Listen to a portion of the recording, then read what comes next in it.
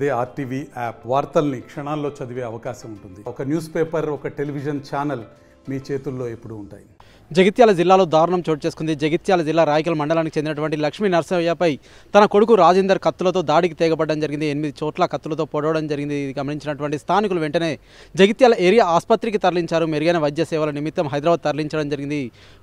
సరైన వైద్యం అందుతున్నప్పటికీ సైతం తనైతే మరణించడం జరిగింది. దానికి సంబంధించి వారి కుటుంబ సభ్యులు కన్నీరు మున్నీరుగా విలపిస్తున్నారు. ప్రస్తుతం రాజేందర్తో పాటు కొంతమంది మిత్రులు తండ్రిపై దాడికి యత్నించడం జరిగింది. పున్నామ నరకం నుండి కాపాడుతాడనుకున్నటువంటి కొడుకే తండ్రి పాలిట కాలయముడుగా మారిన పరిస్థితి నెలకొంది. 10 గుంటల భూమి జాగ కోసం ఇద్దరి మధ్య గొడవ ఏర్పడడం జరిగింది. లక్ష్మీ నరసయ్యకు 3 పిల్లలు, పెద్ద కుమార్తె ఇంతకుముందే వివాహమై ఇంటి వద్ద విడాకుల ఇంటి వద్ద ఉంటుంది. రెండో కూతురికి సంబంధించినటువంటి కూతురికి వివాహ సమయంలో అయినటువంటి ఖర్చుల నిమిత్తం 10 లక్షల అవసరం నిమిత్తం 10 గుంటల భూమిని అమ్మే ప్రయత్నం చేయడం జరిగింది. నాకు తెలియకుండా భూమి ఎట్లా అమ్ముతామంటూ కొడుకు తండ్రిపై దాడికి యత్నించడం జరిగింది. దాడిలో తండ్రి మరణించడం జరిగింది. ప్రస్తుతం గ్రామంలో విషాద ఛాయలు అలుముకున్నాయి.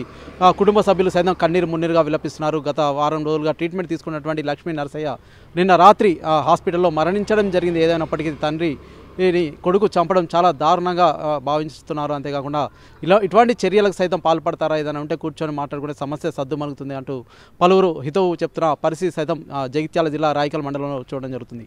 Over to studio. ఇంకా ఎందుకు పొడిచిండు? నువ్వు అమ్ముకున్నావా? ఎన్ని ఎకరాలు అమ్మినావే? 10 గుంటలు అమ్ముకున్నావా అని ఎవరు పొడిచారు? ఏం పేరు? ఇంకా వాళ్ళు ఉన్నారు? ఆయన పేరేంటిది?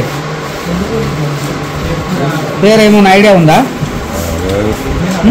మరిన్ని వీడియోస్ కోసం ఛానల్ ని సబ్స్క్రైబ్ చేయండి. లేటెస్ట్ అప్డేట్స్ కోసం వాట్సాప్ ఛానల్ ని ఫాలో అవ్వండి. ఆ లింక్ డిస్క్రిప్షన్ లో ఉంది.